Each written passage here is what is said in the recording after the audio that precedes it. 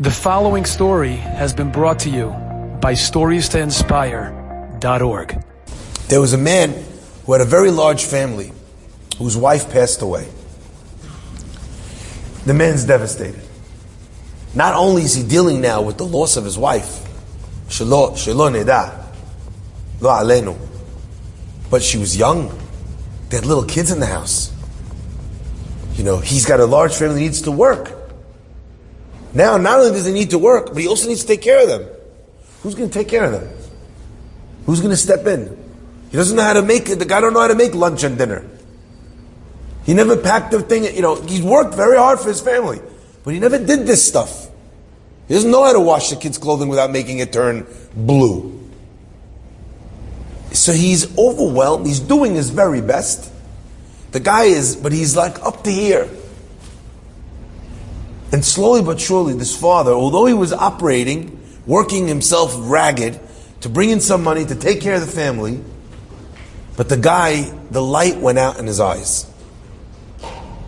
One day, into his minyan at Shacharit comes a big Rosh Yeshiva, a rabbi who's running a massive yeshiva. Doesn't usually pray there. End of the tefillah, Haddad's walking out. The rabbi says, please, he says, I want to ask you a favor. He says, sure. He says, could you give me a lift? I have my yeshiva, it's on the other side of town. I have all the boys there, I have 500 boys. Is there any way you could take me to the yeshiva? Sure, such a big rabbi, never here. Of course I'll take you. Puts him in the car, drives the other side of town. Gets to the yeshiva, the rabbi says to him, he says, please, he goes, if you don't mind, would you mind coming in with me just for 1 minute? The guy's like, oh, okay. All right, Rabbi, what's going on over here? The rabbi says, no, really, it will only take 5 minutes. 5 minutes max, I promise. He says, okay, he comes inside. The rabbi starts showing him, this is the Bet Midrash, 500 students. He goes, this over here is this other program that we're running. You see all the people from the community, people that work, Ba'alei Batim, where they come and they study. Before they go to work, I set them up with people from the yeshiva.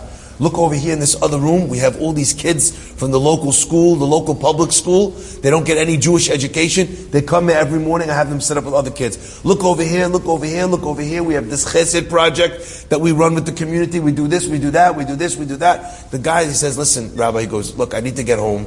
It's a little bit late. He goes, I say, it's amazing. He goes, times are tough. He goes, maybe I could give you $180, but the rabbi says, no, please. He goes, just let me finish.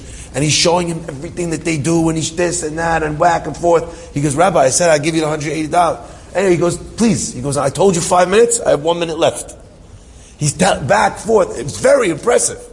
Finally, he finishes. 5 minutes. He says, I told you 5 minutes, it's 5 minutes. He says, Rabbi, okay, I want to give you $180. He says, I don't want your money. Save your money, he says. I don't need your money. Your family needs your money. He says, I brought you here to tell you that I also was around your age when my wife passed away and I had a large family.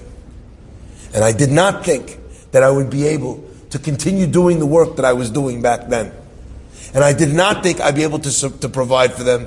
And I did not think I'd be able to give them the attention they deserved. And I brought you here to show you that not only have I married off my children, all of them, but this is what I managed to do at the same time. I managed to rebuild. You will also manage to rebuild. That's why I asked you to take me here. Go take care of your children. Everything's going to be okay. I read this story, I was blown away. Sometimes the greatest thing, the greatest gift in the world that we could give someone is Rosh Chadash, is a new head. A way to be able to bounce back from where they are. A person thinks that their situation is the worst, and you spin it for them.